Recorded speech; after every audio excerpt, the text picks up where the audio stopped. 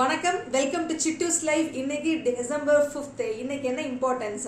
3 விஷயம் பார்க்க போறோம். இன்னைக்கு இன்டர்நேஷனல் வாலண்டியர்ஸ் டே, சர்வதேச தன்னார்வலர்கள் தினம். இந்த வாலண்டியரிங் அப்படிங்கிற ஒரு விஷயம் நம்ம அதை டீச் பண்ணா வராதுங்க, அவங்களா உணரும் பொழுதுதான் வரும். அது எப்படி நமக்கே வருது அப்படின்னு அவ்வளோ ஆச்சரியமா கூட இருக்கும். அந்த வாலண்டியரிங் பண்றப்ப இருக்கிற எனர்ஜி இருக்கு பாருங்களேன். ஸோ இந்த வாலண்டியரிங் அப்படிங்கிறது சொசைட்டியில் இருக்கிற சின்ன சின்ன விஷயங்களுக்காக கூட இருக்கலாம், இல்லை பேரிடர் காலத்தில் இருக்கிற சப்போர்ட்டாகவும் இருக்கலாம். வாலண்டியர்ஸ் இல்லாமல் ஒன்றுமே முடியாது. வாலண்டியரிங் பண்ணுறப்ப எனர்ஜி தன்னால் வருது அப்படின்னு சொன்னேன். ஏன்னா அதை ஃபீல் பண்ணி பார்த்த அனுபவம் எனக்கும் இருக்குது.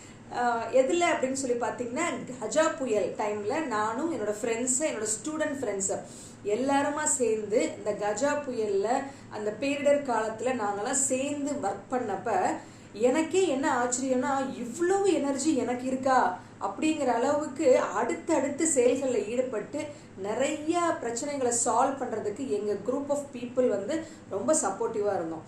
நாங்கள் மட்டும் இல்லைங்க, நிறைய வாலண்டியர்ஸ் பார்த்தோம். குரூப்பாக வந்திருந்தாங்க. அவங்கவுங்க ஓன் வெஹிக்கிளில் தான், அவங்களோட கார், அவங்களோட வேன் எல்லாமே அவங்களுடைய ஓனான விஷயங்களை எடுத்து வச்சுக்கிட்டு அவங்க உதவுன விதம் இன்னும் கண்ணுக்கு முன்னாடி இருக்கு. ஸோ அந்த வாலண்டியர்ஸ் எல்லாத்தையும் போற்றும் விதமாக இந்த வாலண்டியர்ஸ் டேயை நம்ம செலிப்ரேட் பண்ணுறோம். இந்த வீடியோ மூலிமா என்ன அவேர்னஸ் நம்ம கிரியேட் பண்ணுறோம் அப்படின்னா, சின்ன குழந்தைங்கள்லேருந்து படிக்கிற ஸ்டூடெண்ட்ஸ் வரைக்கும் பெரியவங்கலேருந்து இந்த வாலண்டியரிங் அப்படிங்கிற இம்பார்ட்டன்ஸ் தெரிஞ்சுக்கணும். என்ன விஷயங்கள் நடந்தாலும், நம்மளை சுற்றி நடந்தாலும் சரி, நம்ம நாட்டுக்கு நடந்தாலும் சரி, வாலண்டியரிங் அப்படிங்கிறது ரொம்ப இம்பார்ட்டன்ட். நம்மளே ஈடுபடுத்திக்கணும் அப்படிங்கிற விஷயம் இந்த வீடியோ மூலியமா போய் சேரணும் அப்படிங்கிறது தான் என்னுடைய ஆசை. ஸோ நம்பர் 2 என்ன அப்படின்னா, வேர்ல்டு சாயில் டே, உலக மண் தினம். எங்கேருந்து நம்ம வர்றோமோ அங்கேயே போய் தாங்க அடங்குறோம். அந்த அளவுக்கு மண் அப்படிங்கிறதுக்கு ஒரு இம்பார்ட்டன்ஸ் இருக்குது. பட் அந்த இம்பார்ட்டன்ஸை நம்ம எல்லாரும் புரிஞ்சு நடந்துக்கிறோமா அப்படிங்கிறது பெரிய குவெஸ்டின் மார்க்கு. இந்த மண் அப்படிங்கிற வளம், மண்ணோட வளம் பார்த்தீங்கன்னா வர வர ரொம்ப மோசமாயிட்டே போகுதுங்க. மண் அரிப்பும் ஏற்பட ஆரம்பிச்சிருச்சு. இதுக்கு பல காரணங்கள் சொல்லலாம். பட் முக்கியமான காரணம் நம்ம தான், மனுஷங்களாக நம்ம பிளாஸ்டிக் கழிவுகளை தூக்கி மண்ணில் போடும் பொழுது தான் இந்த பிரச்சனை நமக்கு ஆரம்பிக்குது. ஸோ மண்ணோட வளத்தை காக்கிறது நம்மளுடைய கடமை. மண் வேற எந்த மாதிரி விஷயத்தினால கெட்டு போகுது அப்படின்னா, தொழிற்சாலையிலிருந்து வெளியே வர்ற தேவையில்லாத நீர்நிலைகள் மண்ணில் போய் ஜாயின் ஆகுது, அதனால கூட கெட்டு போகுது.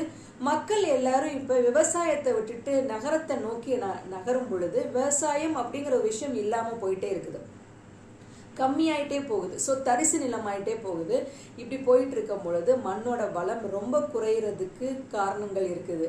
ஸோ நம்ம அடுத்த ஜென்ரேஷனுக்கு இந்த மண் அப்படிங்கிற ஒரு விஷயம் இல்லாமல் போயிடுச்சுன்னா இமேஜின் பண்ணி பாருங்களேன் எப்படி இருக்கும் அப்படிங்கிற.